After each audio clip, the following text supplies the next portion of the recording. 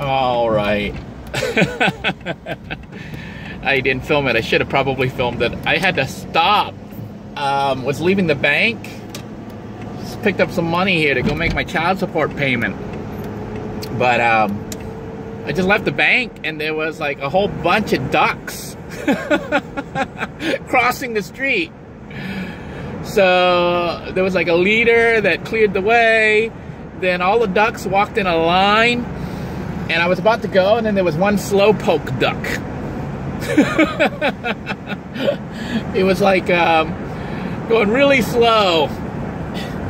But I had to wait for him to cross, and the other car on the other side stopped to wait. So that was pretty funny. But anyhow, I am on my way right now to pay for child support. I'm taking my money here to go deposit it with the courthouse. Thought you guys might enjoy the ride. You know, the other day I did a video about how much it costs to live in a van. Well, you know, if you watch this channel, you'll see some of the expenses that come up. They're kind of like hidden expenses, but not really. They have to do with maintenance and other bills, like recurring bills. Like, for example, my child support payment is like a recurring bill. And I have to pretty much pay that every month. And when I fall into arrears, I fall behind, you know, it's bad. Like right now, I'm still in arrears. What the situation is originally I had to pay for 2 children. And obviously, I haven't been earning enough to cover that completely. So I fall into what's called arrears. That's where you fall behind on payments. And the arrears build up. You know, like every month. Like how the court does it is they order you to pay a certain amount whether or not you can pay it. And if you can't pay it, they just put you in what's called arrears, which means you owe. And after you owe a certain amount, they suspend your license or try to suspend your license, which I think is crazy. That's how you try to get a job. So they try to take you away your ability to earn a job. But this is the government at work. But long story short, typically I'll fall into arrears, and then what happens at the end of the year when I get my tax return after I file my taxes, they garnish all of that. So my taxes were normally garnished for student loans for my teaching degree, which I can't even teach anymore, but they're still collecting on that and all the penalties and fees.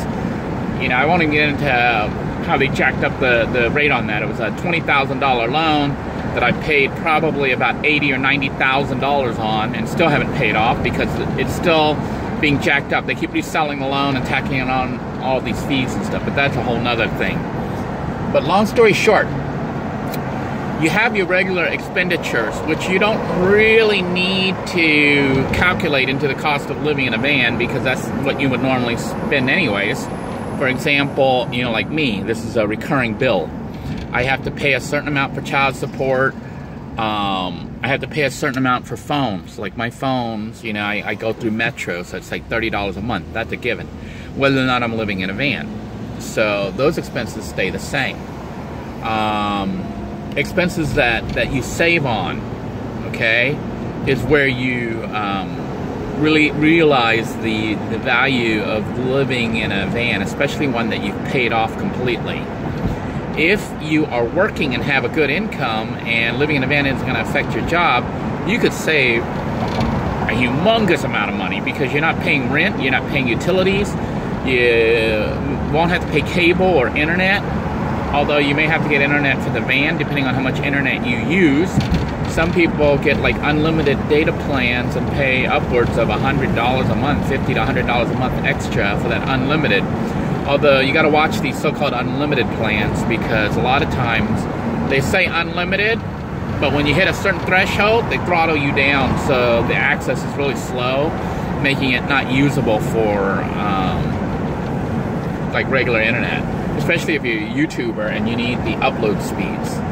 A lot of people don't realize that a lot of companies, and possibly some of the unlimited plans, they have unlimited on download. That means you can download stuff at full speed, which is what most people do. And when I say download, it means stuff like receiving pictures, receiving videos, and watching movies and streaming music.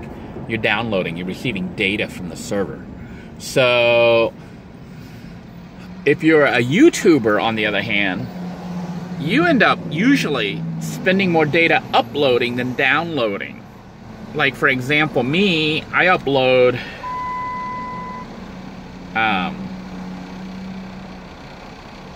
I don't know, probably upwards of 20 videos a week or more. Yeah, that's how many I do each week. Because to sustain myself right now, as some of you have commented, you're like, wow, you've never seen so many ads. The ads are what's making it possible for me to stay alive right now. And I appreciate those of you who understand that and, you know, watch my videos anyways and let the ads run and stuff, because that is what is paying for me to be here to do these YouTube videos. It's saving my life, basically. It is what is paying child support right here. See, this is money I just got from the bank that is for child support that is being paid from YouTube earnings. So it's how I make my living right now, primarily. And then I get other jobs that I can from like Spherian and whatever jobs I can find anywhere, and that makes up additional income. But anyhow, you gotta allocate money for things that are emergencies that pop up. Like in this case, Little Blue's brake system, the front brakes. It turned out the rotors were shot. Well, one of the rotors was shot, and what do they call those brackets? I forget what those things are called now. It's like a bracket or a brace, whatever it is. It's a rod, yeah, tie rod, I think is what it's called. Is out on the driver's side. I think that when they replace them, they probably replace both. I don't know, they could only replace one. Blue's becoming a Frankenstein machine. And the reason for that is this van is old. It's a 2003 that was from New York. So it has rust all underneath, and even the frame is starting to rust through parts of it, you know, where he tried to jack it and it kind of busted. So the body panel is rusting through.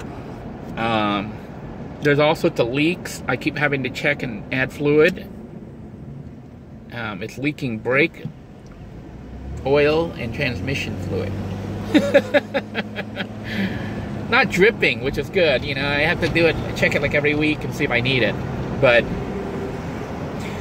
those are expenditures that come up.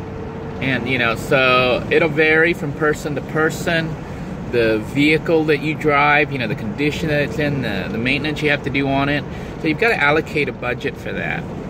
So some people who are new to this or glamorize van life think that, you know, you're free and you don't need money when you're living in a van.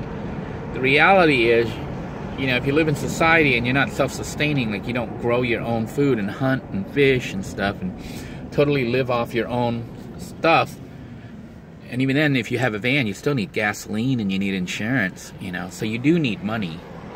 The only way you're not going to need money is when you go totally off-grid and you're catching your own food or growing your own food and, you know, vegetables and stuff like that. Then you may not need money if you are that capable. A lot of people dream of doing that, but I don't know how many people would be capable. I myself know that I'm not capable. I would like to do something like that, but not totally off, you know?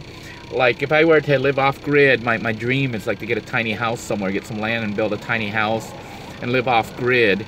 But I don't know how sustainable I will be, because I do want electricity, which means I have to have money for battery pack, to set up a battery bank. Would also need some kind of charging system, whether it's wind or solar, you know, with the sun, or some other means. But all that costs money. So you do need some money initially, unless you just are like the primitive technology guy.